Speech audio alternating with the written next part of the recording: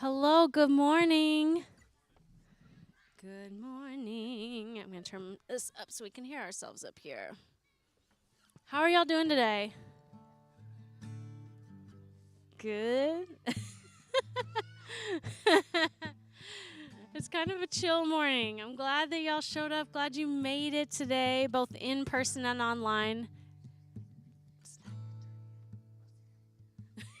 You see lots of things up here of interest on the stage. We'll get to that. But hey, for now, welcome. Find a place to rest, get some iced coffee, and if you need lyrics, we now have those in a basket there, back at that sign by that picnic table. There's physical copies. Of course, you can go to thegrove.today on your phone's browser if you want to look up lyrics and things that way. There's also other information on there you might want or need. And we have worship folders as well. Those are back there at the sign, so if you need hands-on, tactile, old-school paper stuff in your hands, we've got those for you as well as digital. Well, my name is Katie. I'm the worship arts director here at the Grove, and we usually start with a song. It's kind of a way to unify ourselves or a way to sort of settle in. This one today is more of a settling in kind of song. So you'll get comfortable and maybe use this as a moment to sort of take some deep breaths and just find yourself present here this morning.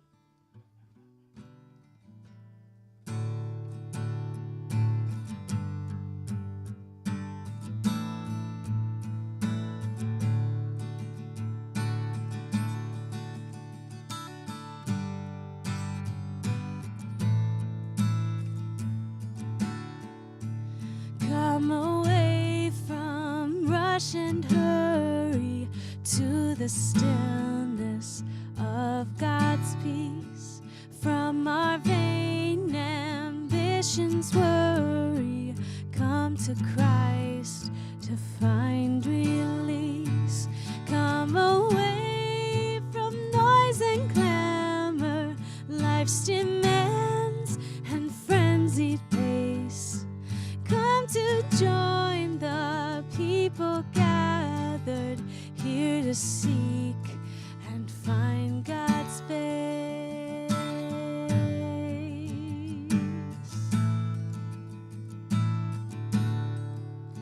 In the pastures of God's goodness, we lie down to rest our soul.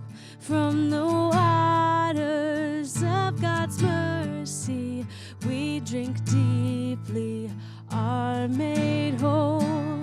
At the table of God's presence, all the saints are richly fed.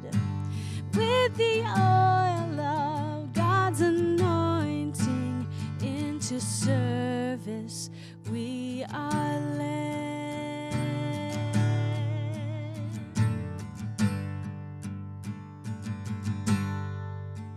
Come then, children, with your burdens, life's confusions, fears and pain. Leave them at the cross of Jesus. Take instead his kingdom's reign.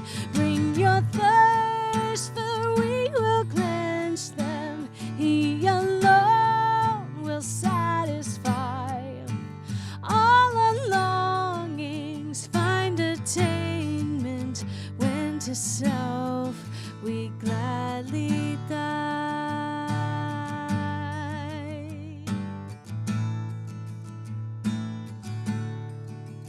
Come away from rush and hurry to the stillness of of God's peace from our vain ambitions worry. Come to Christ to find release.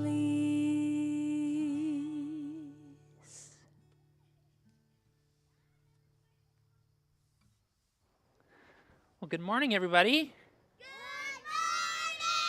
Kids are back down front, the absolute best. And from the back. It is so good to be with you on this cool, late summer morning. It's not raining. Woo! My name's Jeremy. I'm the pastor here at the Grove, Cottage Grove. And as you know, we are a church that exists to grow goodness.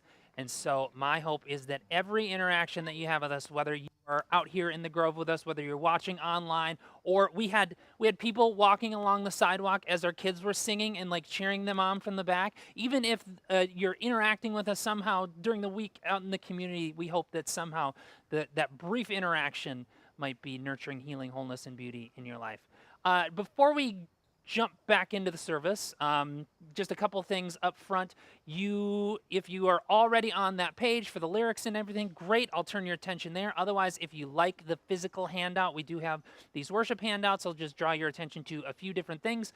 First of all, on the inside, there is a worship insert so that if you want to let us know that you are here today, you can do that. If you have questions about anything, if you want more information about anything, there's an option for you to do that on here as well, and then you can drop it in the basket over there after the service. You can also check in online simply by clicking a button. On the inside of this insert, it's got all sorts of information about the Grove and then giving information as well. Also available online, you can just click a button in order to set up giving. Let's see, what else? Kids are obviously highly valued members here at the Grove. We do not currently have our kids programming up and going. We will be relaunching that in September 10th to be exact. However, that means that kids are allowed to roam freely. We just ask that if you have a kid that you kind of keep an eye on them. We don't have an electric fence or anything to keep them in. We thought about it though. Just keep an eye on them. Obviously, they're welcome to roam and welcome to play, but there is nobody other than you supervising them. So just make sure that whatever they're doing is safe. The other thing I will turn your attention to is the back where we have our 3 announcements that we're really keying in on this month. Those same 3 announcements are also available on the website. We will hit the details of each of those announcements at the end of the service, but if you're interested in those details now, you can just click on the images and it'll bring you to everything that you need to know. But we're not here to talk about logistics and announcements and all that stuff. Our purpose in being here is to help us connect with one another and to connect with God. So we get to move into the part of the service which we call Connection Point, where you get that opportunity not just to be talked at, but to talk with one another and build some of those meaningful relationships with one another.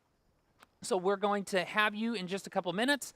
Stand as you're able, find someone next to you you don't know or don't know very well, introduce yourself, and then discuss this question which we provide to you, which kind of lowers the anxiety level a little bit. Today's question, we're kicking off a new series today called Campfire Stories. So today's question is about campfires. What is your favorite thing about a campfire? Maybe it is, the kids are like, s'mores! Maybe it's s'mores. Maybe it is the stories that you tell around the campfire. We just had a fire breaking in a new fire pit that we had a week ago maybe. And one of the things that I love most about campfires is smelling like campfire after it, until the next day and my clothes still from the hamper smell like campfire, which is not great. But what are your favorite things or your favorite thing about having a campfire? So that is your discussion prompt. All right? You are free to stand up, rise as you're able, find someone next to you, introduce yourself, share that answer to that question, and we will reconvene in a couple minutes.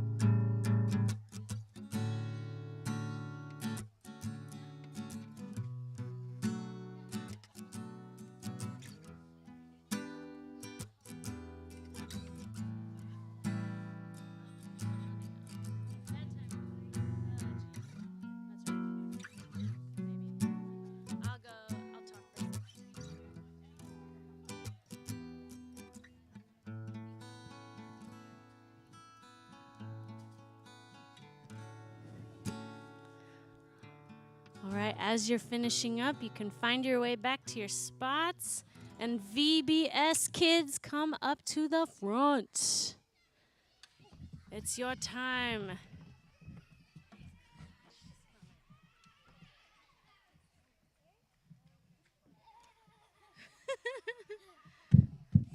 All right, so if you didn't already know, take that one. Here, I'll take that one. Uh-oh. Hold on. Is it going to be tricky? Can you hear me okay? All right. We got a wobbly cord. Hopefully it stays in there. If you didn't already know, this week was Vacation Bible School for our entire Church of the Grove. So this group of kids plus a couple others met like 100 more kids up at the Woodbury campus. And they did songs and crafts and learned all kinds of cool stuff. But we thought that they should show you some of what they learned. And they learned an especially fun song that some of us may know from our own youth group days. So this is either going to be like a fun throwback for you or it might be triggering. We'll see. But the kids learned this song and they want to teach it to you. It's got some motions, as all good kids' church songs do, and we're going to teach you the motions, and you're going to do them with us. Right? Yeah. We'll support our kids. Okay, so we'll just talk through the words real quick and teach them the motions nice and strong so they know what to do, okay? Does it just start on the chorus, or did the come part? It just starts on So, the big house? Yeah. Or the come part?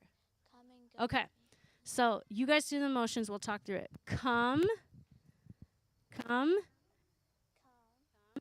and go with me to my Father's house. Come and go with me to my Father's house. It's a big, big house with lots and lots of room. A big, big table with lots and lots of food. Eat the food. A big, big yard where we can play football. A big, big house. It's my Father's house. If you get lost, just come back to house and football. All right? Okay, so I'm going to step back. I'm going to help them get started, and then I'm going to sing it a cappella. And you guys do the motions with us, okay?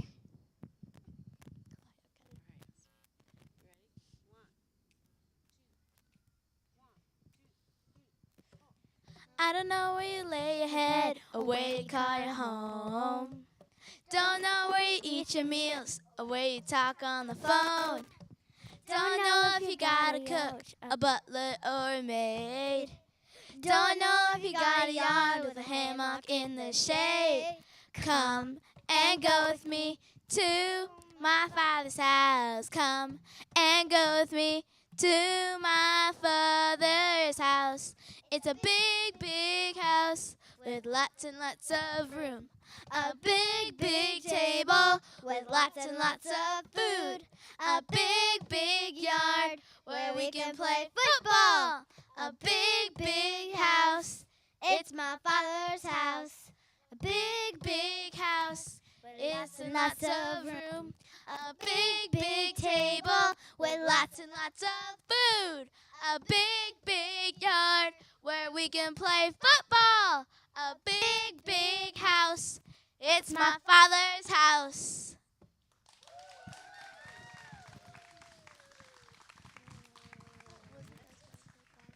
Y'all, great job. Thank you for teaching us that song. But stay up here. Stay in this area. And the other kids, any other kids are welcome to come up here now because we're going to do a little story and a snack. We have a snack for you. It is an allergen-friendly snack. Do not be afraid, parents. Yeah, use that one. Yeah. All right, so actually, you guys can grab a seat on the stage or you can pull up a chair. The ground's a little wet, so you may not want to do that. Just gather around Miss Lily here. So as a part of our Campfire Stories, something we did last year and we wanted to do again this year is actually tell these stories in a storytelling fashion. And so we're going to do that for kids each week too to kind of bring some fresh life to these stories.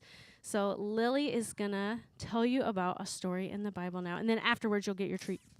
Good morning. I feel like I don't need this mic. Usually when I'm talking to you, I don't have a mic, so it seems really formal. Anywho, how we doing? Good? I've missed you over the summer. So we're going to do a story, and we'll see if you remember anything from this past year. Have any of you heard of the word parable? Yeah? I wonder what's a parable? I love it. It's a story. Anyone else? Lo? Okay, I like it. All right. A parable is a short story used to teach a spiritual lesson. Jesus often taught his followers lessons using parables. Yeah. So during this month in worship, we'll be hearing a different parable each week. Does anyone remember a parable we learned over the last year?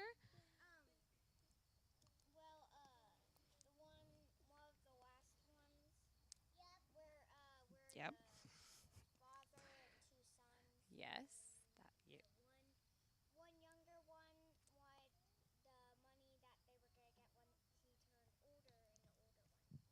Yep, that's one. Definitely. Grace?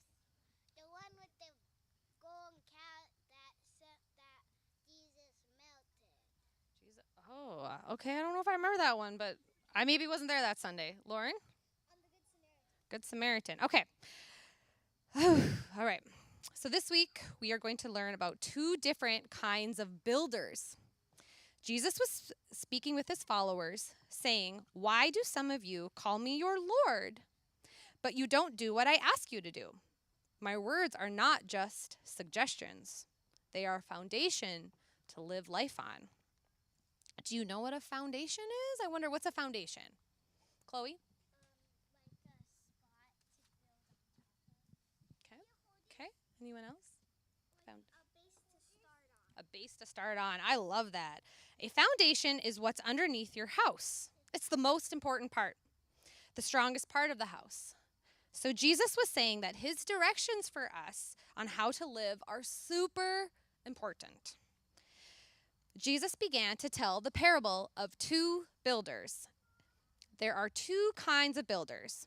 If you take my words seriously and work them into your life, you are like the smart builder who builds their house on a strong, solid foundation like rock. When the ground shakes and flood waters come, their house stays put and does not break or fall. If you take my words and only make them a part of your life sometimes, like in church, you are like the other builder who builds the house on a weak foundation, like sand. When the flood waters come, it tears their house down and washes it away. That's the parable. That's what it is. Any questions? Or I wonder, what do you think of that? Does it make sense? Would you want to build your house on rock or sand? All right. Yeah. So the interesting thing about parables is that we get to decide who we are in the story. So it's up to you to think about it and decide what kind of builder will you be. Cool, huh? Yeah? Rock? Okay, cool. I like it. You can be Sandy. Ooh. All right, well, I think Pastor Jeremy's going to tell us more. That's what I think. And we're going to have snack. If you'd like a fruit strap. Thank you for being good listeners.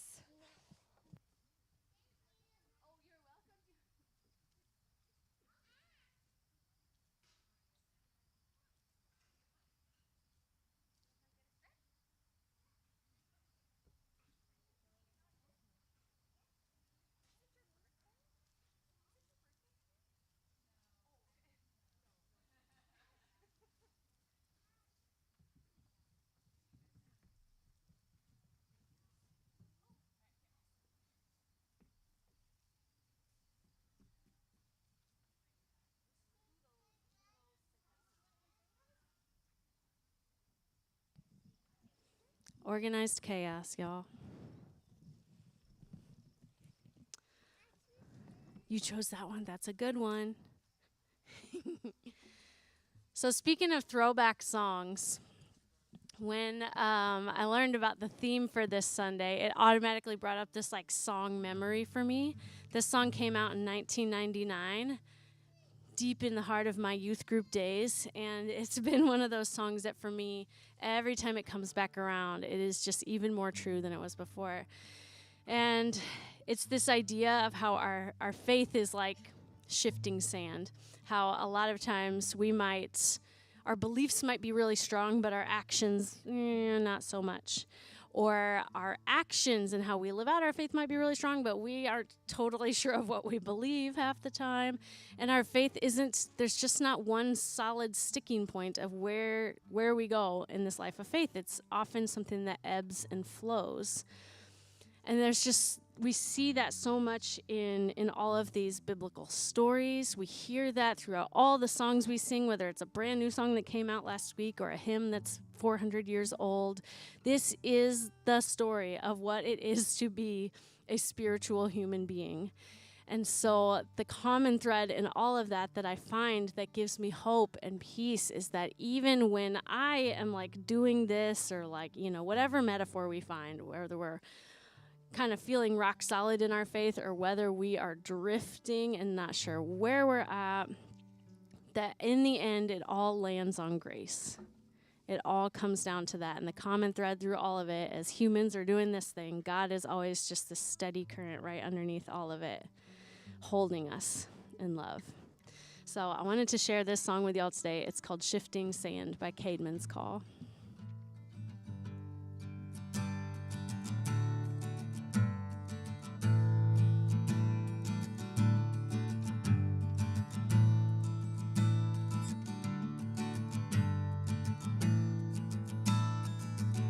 Sometimes I believe all the lies so I can do the things I should despise. And every day I am swayed by whatever is on my mind. I hear it all depends on my faith, so I'm feeling precarious. The only problem I have with these mysteries is they're so mysterious. And like a consumer, I've been thinking if I could just get a bit more than my 15 minutes of faith, then I'd be secure. My faith is like shifting sand, changed by every wave. My faith is like shifting sand, so I stand on grace. Stand on grace.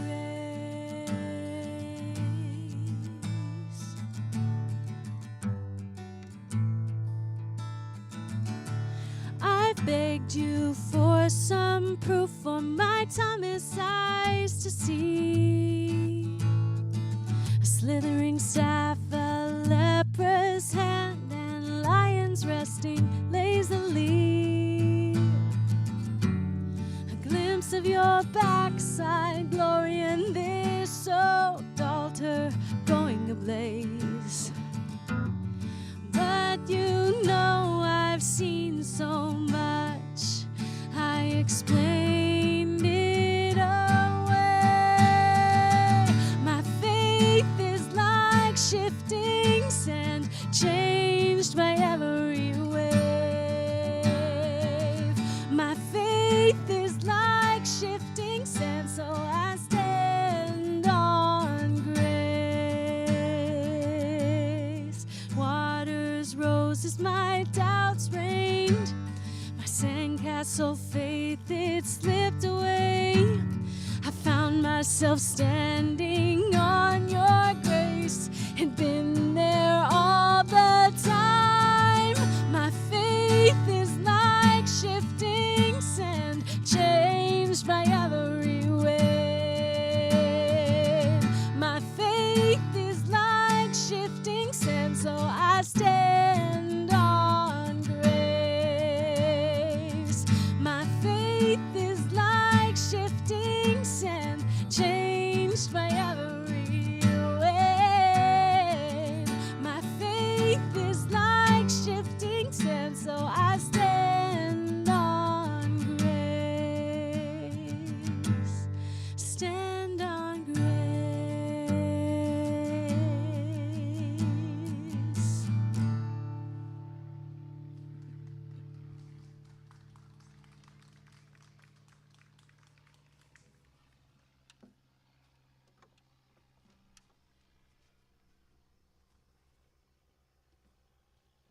I was going to do a thing. Is this thing on?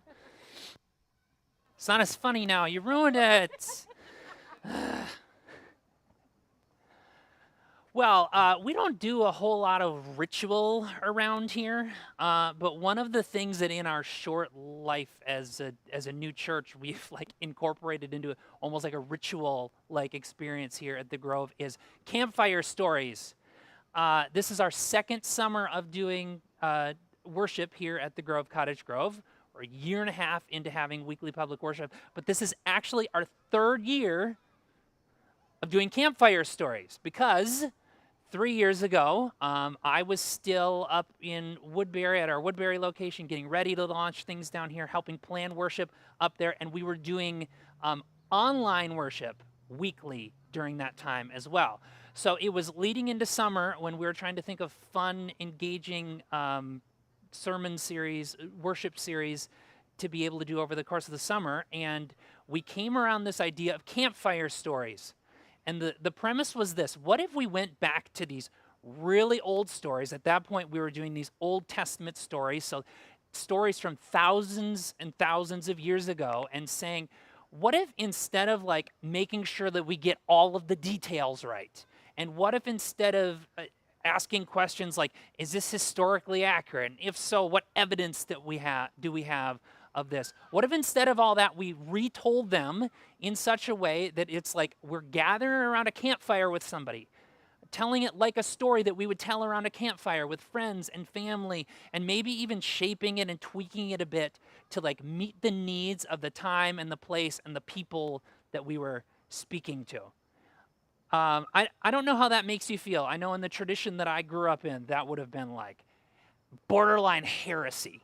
But the interesting thing is, like, that's actually the way that we got our Bible. I actually mentioned to somebody this week, I'm pretty convinced, like, the majority, if not all of the stories that we have in our Bible are almost like campfire stories. The Bible, I've said this before, I say this quite often, I try to repeat it as much as possible. The Bible is not a map that if you just follow it, you'll get all the directions that you need in life. It is not an instruction manual that tells you every single thing that you need to do. It's not an encyclopedia that is going to tell you every single thing that you need to know. Instead, the Bible is this collection of stories, collection of books. It is a library of things that were written down over the course of hundreds of years by people who are trying to figure out what this whole following God thing was like. And so it shows us the wide array of what faith looks like in real life in all of its messiness. And what that means is that the people telling these stories, they weren't necessarily living in those events that they are categorizing. It's not like they were historians who were sitting there writing everything down as they were watching it, just like tracking the historical details as closely as possible. Instead, they were telling these stories, retelling these stories, shaping them in such a way that the people who were hearing them could understand them, but also so they would meet a need for the people that they were talking to, not necessarily being exactly accurate to the events that were happening. So, for instance, the Old Testament, sometimes it's called the Hebrew Bible, the first half of our Bible, which tells the history of the people and the nation of Israel. It's not a bunch of history that is written down like we would think of as history books. These stories were written down hundreds of years after they happened in order to address a very specific problem. The people of Israel found themselves dislocated from their land. They found themselves spread out. They found themselves asking all sorts of questions about, who on earth are we? Where did we come from? Who are we now? And like, where do we go from here? And so these stories that had been told around campfires for years and years and passed down from generation to generation start getting written down in order to help them create a sense of identity. All right, now that we've been through this, what does that mean for us now? And what does that mean for where we go from here? So that's the Old Testament. That's the first half of our Bible. And then this Jesus guy shows up. And this Jesus guy starts talking in ways and starts saying things that challenge those stories as well, or reinterpret those stories. They reinterpret and challenge the way that, again, they understood themselves, God, and the world. And so they were faced with this challenge, but also this opportunity to start re-understanding themselves and God and their world differently. And Jesus himself told stories in order to kind of catalyze that. For 40 years after Jesus, there were exclusively campfire stories that were told about him. Nothing about Jesus, none of these stories were written down until 40 years after his death. So for 40 years, there was these circulating stories that we told and retold around campfires, not written down and then read aloud. And again, that might feel crazy to you, but actually it was more crazy at the time to start writing things down because it meant that the stories got smaller. It meant that the stories got less expansive. It meant that the stories spoke very less to the specific needs of specific people in specific communities. So, as we go into our third iteration of this ritual that we call Campfire Stories, where every summer we retell these old stories. Previously, we had only done stories from the Old Testament, the first half of the Bible. Well, this summer, the next 4 weeks, we are going to be shifting into retelling stories from the New Testament, the back end of the Bible, and specifically stories that Jesus told. Not just stories about Jesus, but stories that Jesus told, which are often called parables. We got some of the answers to what a parable is from our kids up here just a few minutes ago. A parable is just a name for a story that shares like a deeper spiritual message. But it's told in such a way that people can more easily understand it and, again, speak to a very specific need in a very specific time to a very specific community. So today we are going to start with the story that Lily read for us just a few minutes ago, which is the parable of the two builders. Just to kind of set up the situation in which Jesus is telling this story, though. Jesus has been traveling around, teaching and preaching and healing. Lots and lots of people are hearing what he's done, and lots of people are starting to rally around him. So he is just in the midst of giving one of his biggest and most famous sermons, and there are thousands of people there, and they've shown up for a number of reasons.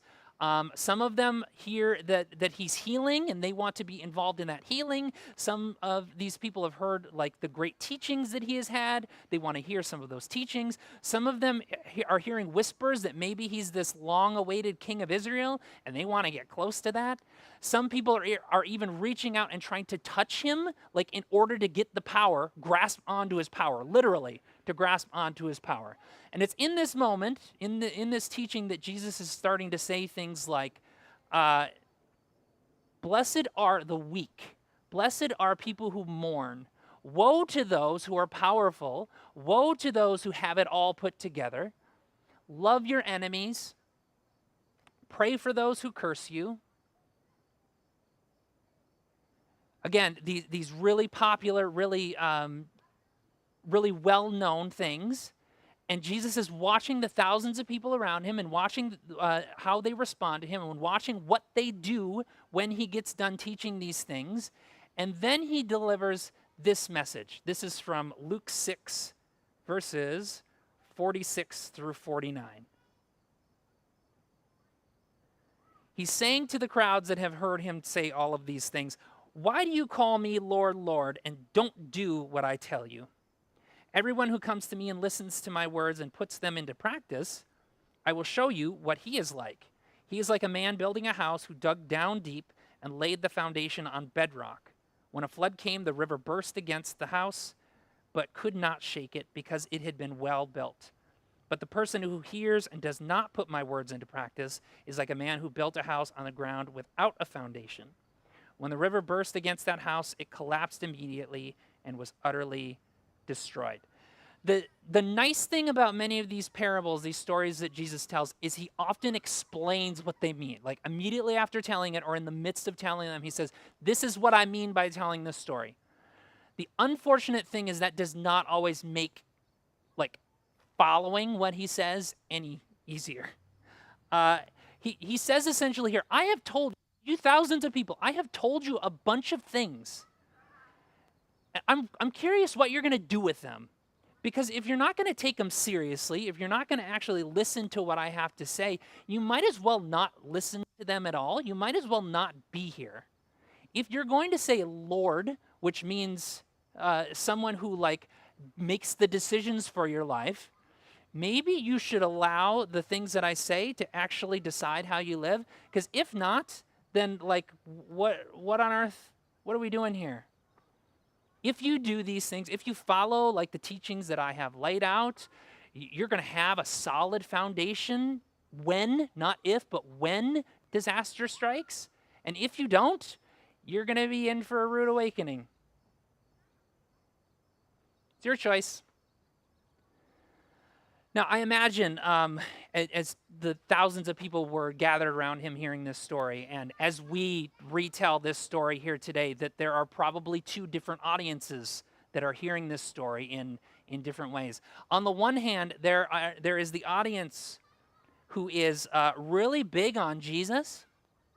They're really excited about Jesus and what Jesus offers them, but then doesn't know, or even worse, doesn't actually care what he has to say.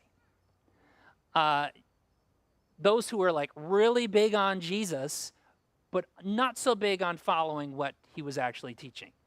Do you know anybody like that?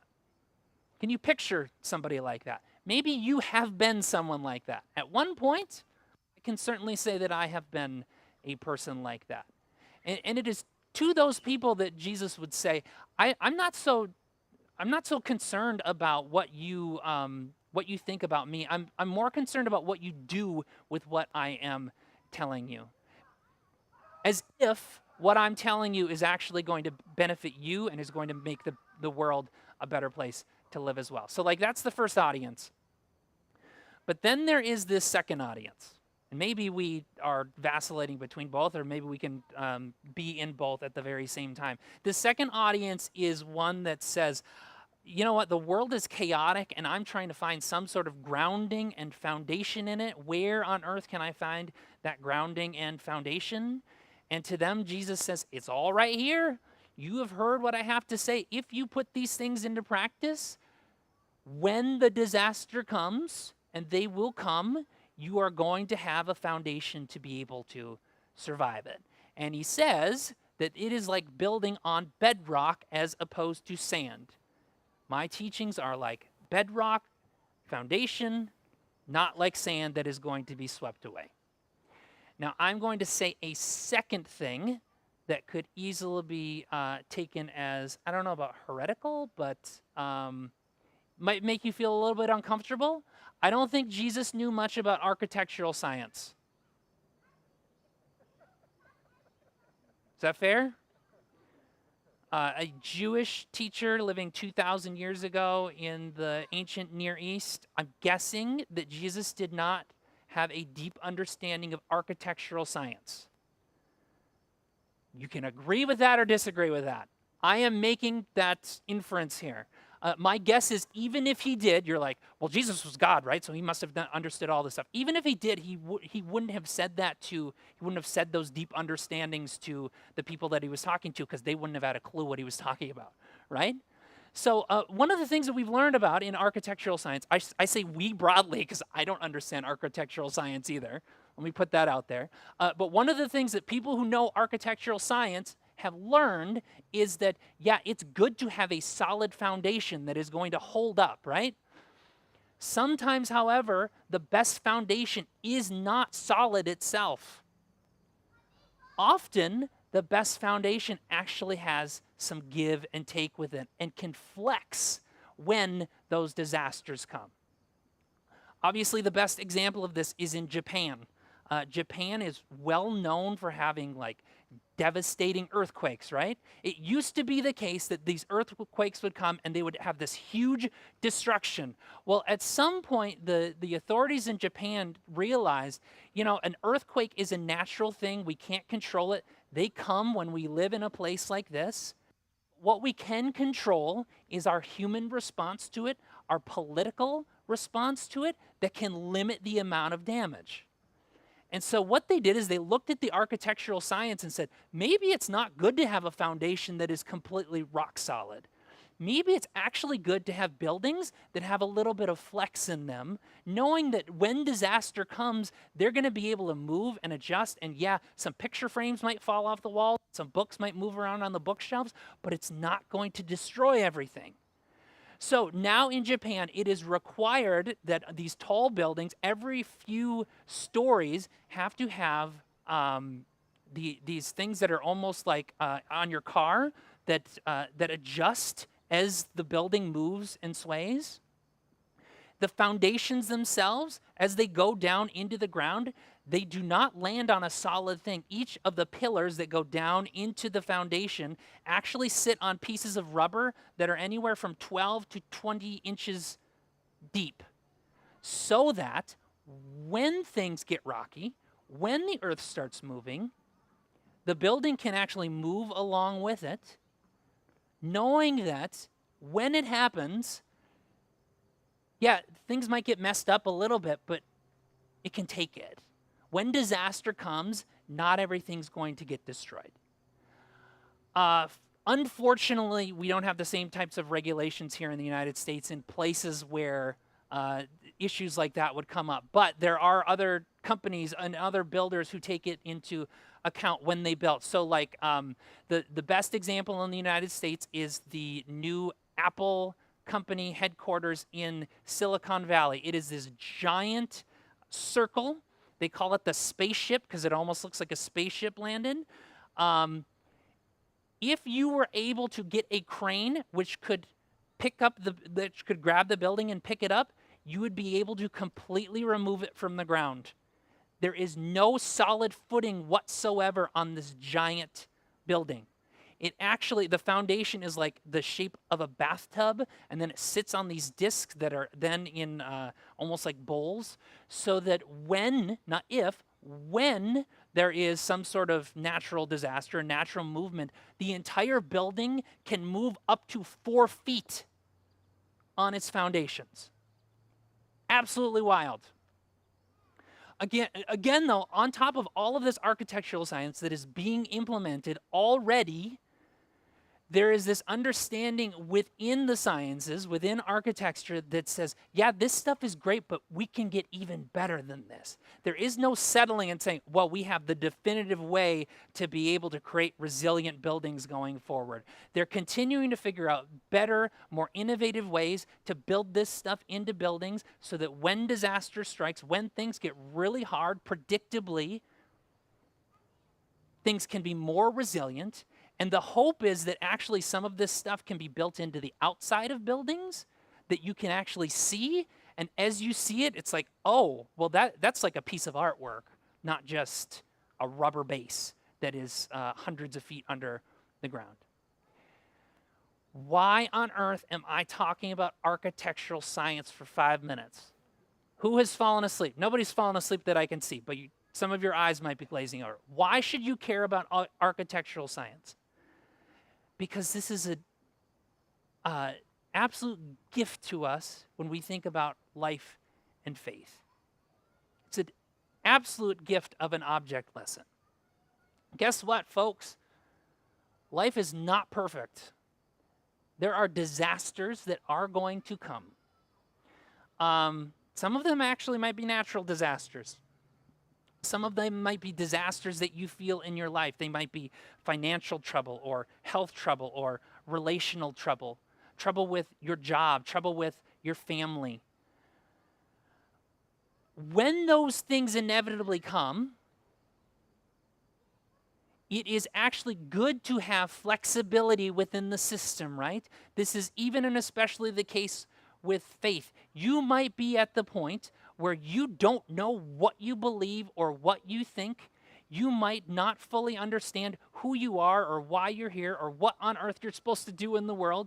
You might not know what you think about God, whether you believe in God at all, whether there is any meaning or order to the universe at all. And what architectural science teaches us is that that's okay, that the flexibility, if we're willing to build it within our system, will allow our lives and our faith to actually be more resilient than something that tries to hold really firm and inevitably crumbles when the hard stuff comes in the way. Again, I don't know what type of uncertainties you have in your life. I don't know what type of chaos or disaster you might be facing or you might inevitably face. But what I can tell you is that they will come. You might be going through it right now. And yet the thing to know, the thing of which I am entirely convinced, is that, as Jesus says, the best and most resilient way to get through this, even and especially when things are going badly, the best way to make sure we survive through it together is to lean on not our beliefs, not the things that we say, not on this grand religious language, not on power and privilege that might come from trying to align ourselves with Jesus, not even on like a hope that someday we might live in heaven. The best way to survive the disasters that come in life is to lean into the teachings of Jesus, to live out this stuff that he is talking about. You might not know what you believe about Jesus if you believe about anything. Sometimes I don't either. But what I know is that I have flexibility built in to be able to say, yeah, even when I don't know what I believe or what I'm certain of, I can trust that following this way of Jesus is going to build some resiliency into the system.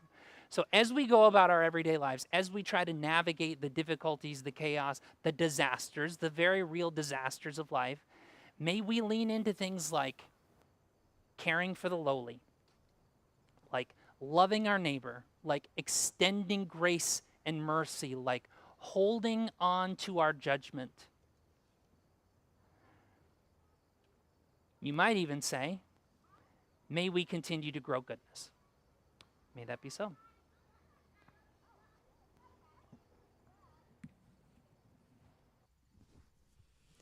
I would love if we could sing together for our last song today. So if you will rise or stand if you're able, join us in this last song. It's an appropriate one for today because it's essentially kind of saying like wherever we're at and we're in our life of faith, we're going to do our best to sort of be attentive to God's calling of how we live that out in the world, whatever that looks like, and be willing to take some faithful steps forward. It might require some courage sometimes, but knowing God's got us all along the way.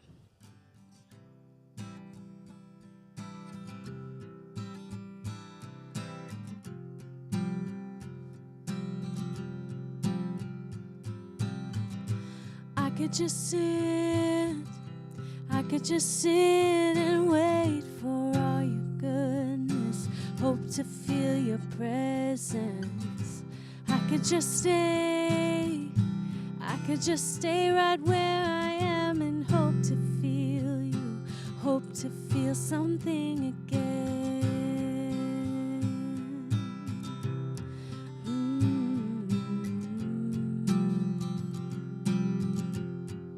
I could hold on. I could hold on to who I am and never let you change me from the inside. I could be safe, oh, I could be safe here in your arms and never leave home, never let these walls down. But you have called me higher, you have called me deeper, and I'll go where you will lead me, Lord. You have called me higher, you have called me deeper, and I'll go where you will lead me, Lord, where you lead me, where you lead me, Lord.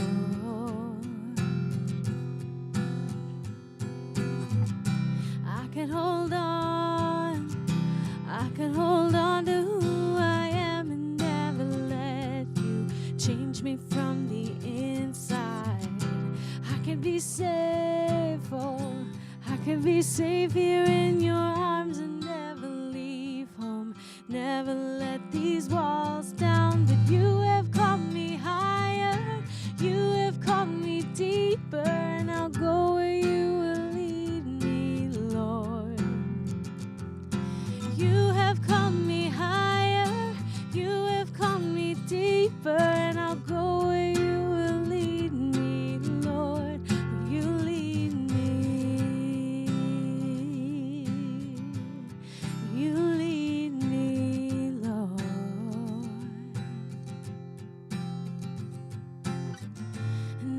will be yours, oh, I will be yours for all my life. I will be yours, oh, I will be yours for all my life, so let your mercy. Oh, I will be yours, oh, I will be yours for all my life, so let your mercy light the path before me, 'cause you have called me higher, you have called me deeper, and I'll go where you will lead me, Lord. You have called me higher, you have called me deeper, and I'll go where you will lead me, Lord, where you lead me. You lead me, Lord. You lead me, oh, you lead me, Lord.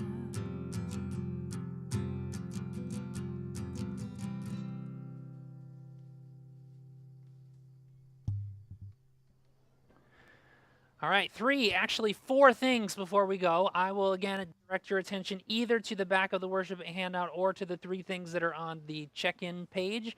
Number one, get involved. Fall is coming. I know, yes, excitement, displeasure, whatever. It's coming regardless.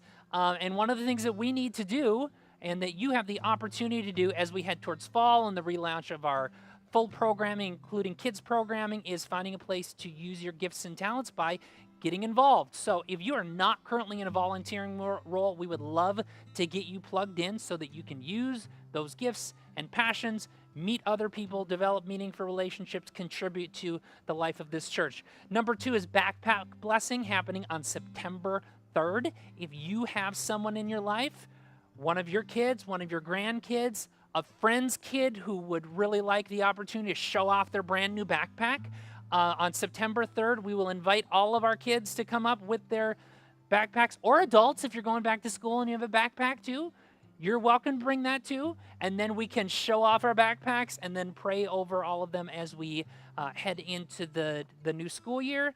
And then on October 14th, we have the Pop-Up Pumpkin Patch. Again, this is our biggest event of the year. We already have nearly 2,000 people. Yes, it's up to 2,000 people who are interacting with the Facebook event. So if you are able to help in any capacity, we will take that help so that we can pull off this event. And we would love for you to sign up like now.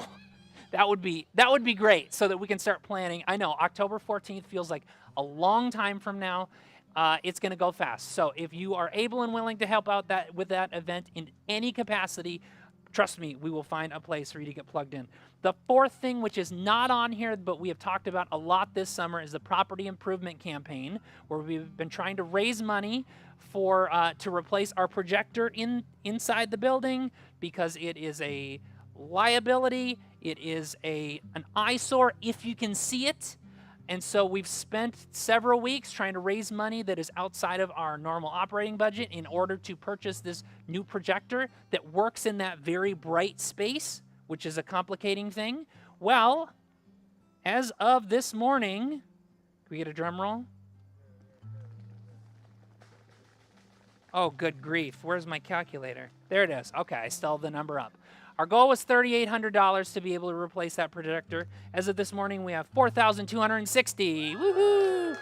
Which means because of your generosity, we're going to be able to make that purchase like in the next week and start installing it so that by fall, when we're in there full time, we will be able to have that and not worry about all of the issues that come along with that.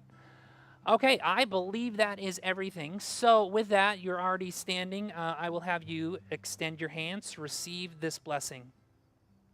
May God give us not merely strength, but also resiliency and flexibility, facing the challenges of life, being built on the life and the teachings of Jesus. May that be so.